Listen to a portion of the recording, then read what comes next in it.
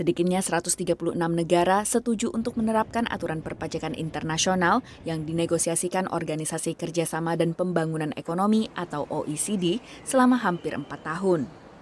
Aturan perpajakan ini meliputi pajak minimum perusahaan sebesar 15% bagi perusahaan berpendapatan lebih dari 870 juta dolar dan distribusi pembayaran pajak perusahaan multinasional di wilayah operasi bukan hanya di negara tempat markas perusahaan saja. Menurut analis, ini akan bisa kurangi ketimpangan perpajakan global. On one hand, the deal could help developing countries to protect their tax bases if they were to enact this.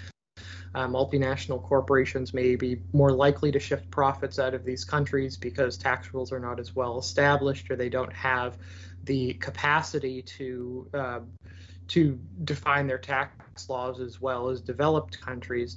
Namun aktivis menilai aturan ini masih punya berbagai celah yang memungkinkan perusahaan multinasional raksasa untuk mengambil keuntungan lewat pengecualian pajak di negara tertentu. Down the line, the global minimum tax should normally decrease tax havens abuse, and that will benefit all countries.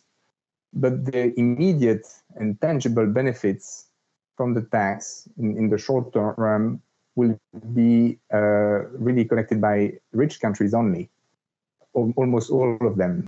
Pemerintah AS di bawah Joe Biden mendukung aturan pajak minimum global ini, namun untuk disahkan masih butuh persetujuan Kongres. Menurut estimasi OECD, aturan ini akan menghasilkan tambahan pemasukan sebesar 150 miliar dolar dari pajak global tiap tahunnya. Meski demikian, diperkirakan aturan ini paling awal baru akan bisa diimplementasikan pada tahun 2023. Sejumlah negara yang setuju, termasuk Tiongkok dan Irlandia, masih berupaya melindungi insentif pajak yang mereka terapkan saat ini. Indonesia termasuk salah satu negara yang mendukung aturan pajak minimum global. Dalam wawancara eksklusif dengan VOA, Menteri Keuangan Indonesia Sri Mulyani Indrawati mengatakan Indonesia telah mempersiapkan diri untuk bersaing dalam investasi global. Ya, Indonesia harus siap.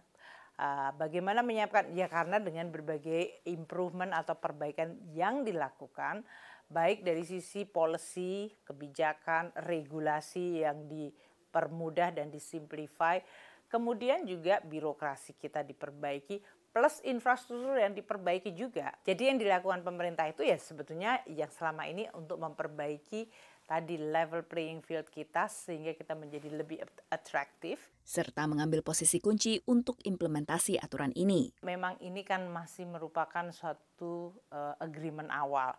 Masih akan banyak sekali pembahasan di level teknis yang oleh karena itu nanti Indonesia sebagai presiden dari G20 pasti akan kemudian diharapkan menggunakan kesempatan itu untuk membahas masalah-masalah yang makin progresif teknis supaya keadilan itu bisa betul-betul tercipta melalui agreement dan juga dari kesepakatannya.